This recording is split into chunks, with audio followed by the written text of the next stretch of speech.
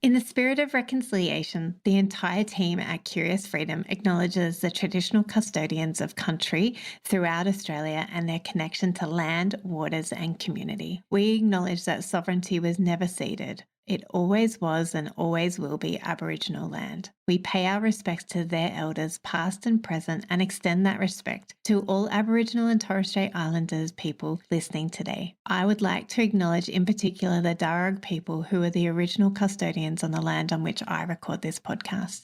Thank you for showing us what Curious Freedom can look like.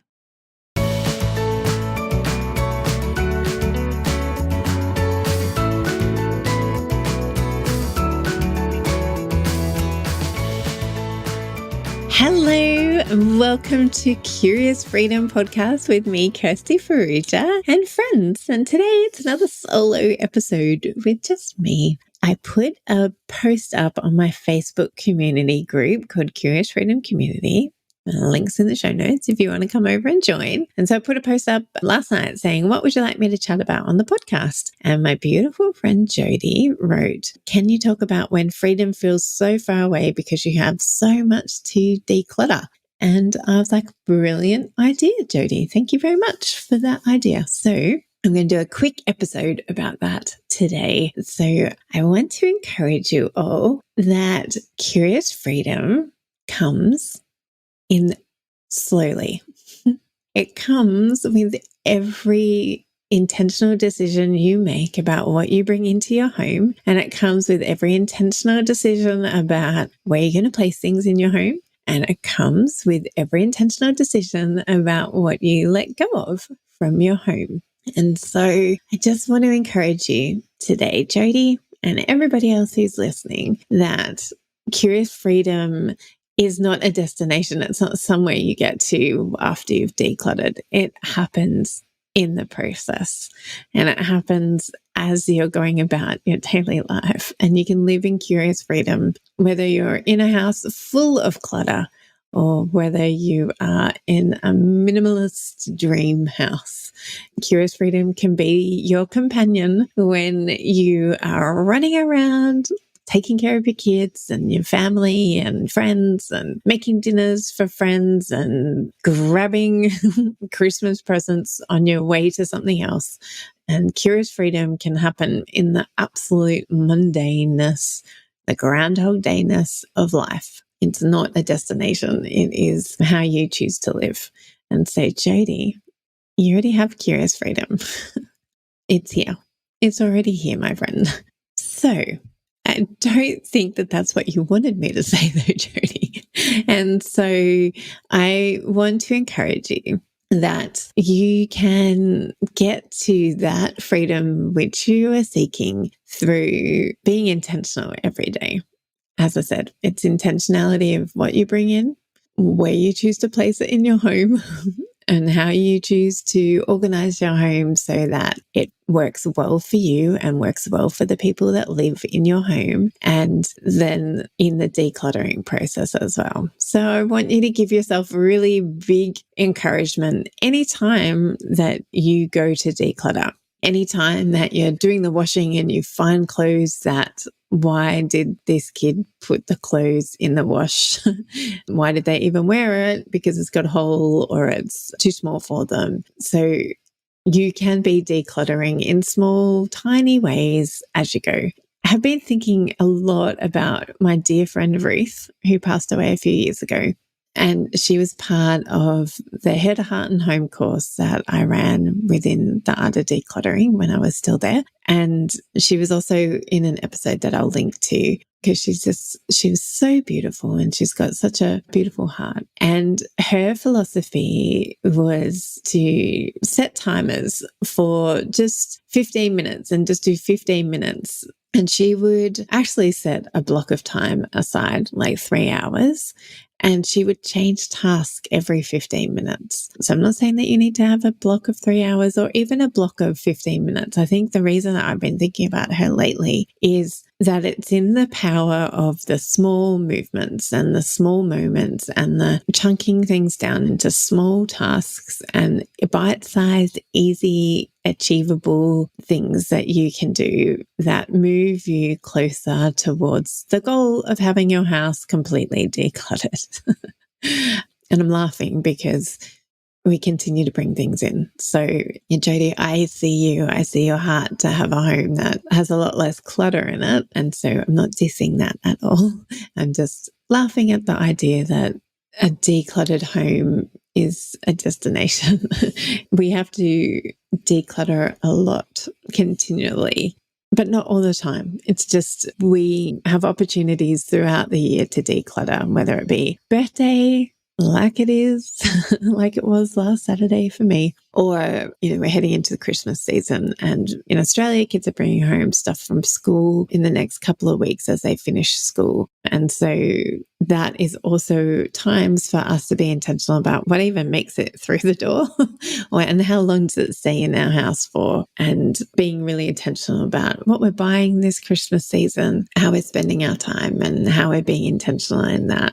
So I'll just finish that thought around Ruth is that, we can create small chunks of time to work towards achieving our goal. And that can look as small as, as we often say, going through teaspoons while you're making yourself a cup of tea or waiting for the kettle to boil. But it could be going through the mugs. It could be, as I said before, when you're doing the laundry, realizing that, those undies are too small, or something's got a hole in it, or actually didn't feel great when I was wearing that. So as soon as it's washed and cleaned, I'm going to put it in the donate pile and not have to feel yuck in this item again.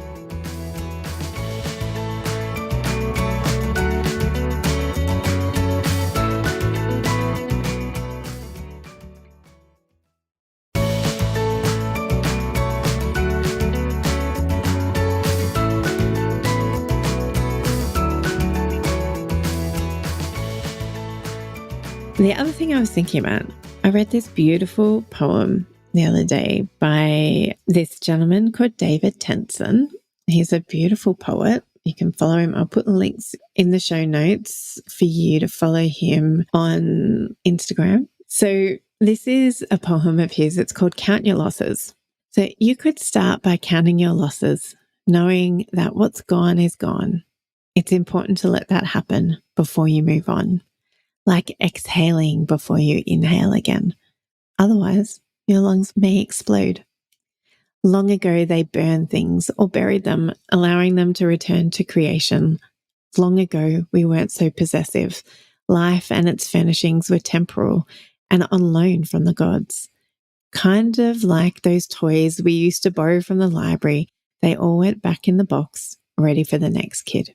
So you could start by counting your losses, allowing them to find their place in the earth and sky of your heart, filling the air with scent and ground with strength for the journey ahead. And it's normal to miss moments, to miss people and seasons. It's normal to cry and let the salt water fall to the edges of your mouth. Some things, tough things, horrible things, may need holding again for a moment. You know what I mean?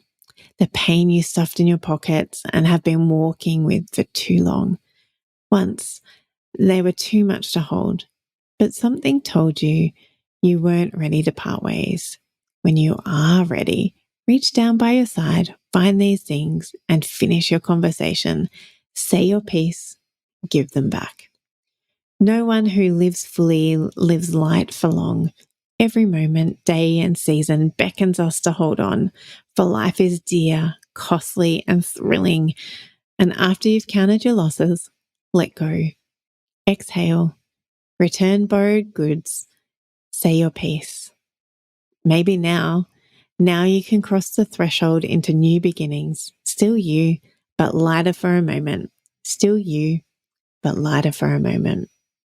So that's by David Henson. called Count Your Losses, and it's from his book, The Wrestle. I will put a link to it in the show notes so you can read it again. But yeah, I don't know why that poem came to me while I was chatting. I think it may be because I was talking to people yesterday about how it can be really hard to let go of things and to get to the decluttering, and we put barriers in our way and think that we need to put 6 hours aside to be able to do the toy room or your wardrobe. And some people were talking about their differences, and some people need 6 hours. Some people really like the idea of just chunking it down into little bits of time to be able to get to the decluttering. And some people were talking about sentimentality and how they find it really hard to let go of things. And so maybe that's why I thought of this poem. I really like the bit where he said, some things may need holding again for a moment. The pain you stuffed in your pockets and have been walking with for too long. Once they were too much to hold, but something told you you weren't ready to part ways. When you are ready, reach down by your side, find these things and finish your conversation. Say your piece and give them back. So I think that's where I'm sitting with at the moment. Doesn't quite answer Jodie's question, or like wanting me to speak about what to do when freedom feels so far away. But I think it kind of does. I think that there is a season for everything. There's a season for the decluttering and there's a season for the cluttering. There's a season for having the time and space to do the internal work that decluttering can take. Sometimes, it's not always easy. It's not always just teaspoons and glassware that you've never used. Sometimes it's that it brings up really hard things for you, whether it's memories or your own mindset. And sometimes we just need to sit with things for a while, and that's okay. And that's okay. And it's okay to not want to do it as well, and to go, actually, it's too hard. I can't look at that thing yet. But when it's time, it'll be the right time, and you'll be in the right mindset, and you'll have gathered within yourself and potentially somebody else to walk with you through this season. You'll have gathered the resources that you need to be able to do the decluttering. And those resources can be time. The resources can be the mindset. The resources can be the habits. And resources can be the education, like you're hearing through these podcasts. So the resources just might be that internal enthusiasm and the right time to lay things down and to let things go and to do the decluttering and to be able to part with things. But I absolutely appreciate that it can feel so disheartening and so frustrating when that freedom feels so far away. And so I just really wanted to encourage you that freedom actually is happening every single day. Freedom is unfolding in its beauty and in its curiosity every single day. When you are being intentional, and even when you're not being intentional, freedom's still unfolding.